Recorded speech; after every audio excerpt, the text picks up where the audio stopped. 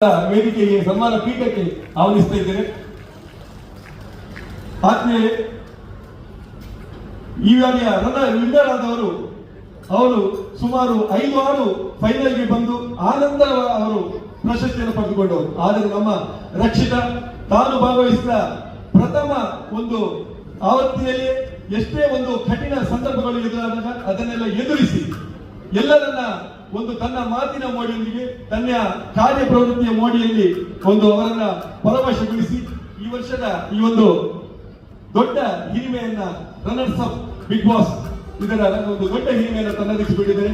ಈ ಶುಭ ಸಂದರ್ಭದಲ್ಲಿ ಒಂದಾಗಿ ಅವರನ್ನ ನಾವು ಗೌರವಿಸುವೆ ಅತ್ಯಂತ ಸಂತಸವನ್ನ ಪಡ್ತಾ ಇದ್ದೇವೆ.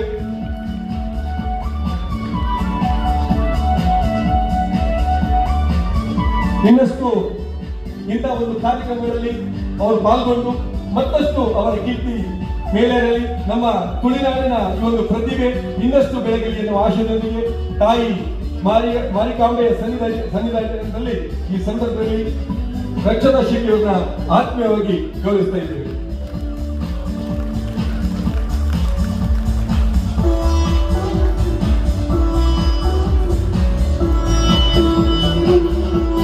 ತಾಯಿಯ ಕೃಪಾ ಕಟಾಕ್ಷ ಸದಾ ಆಕೆ ಮೇಲಿರಲಿ ಎನ್ನುವ ಆಶಯದೊಂದಿಗೆ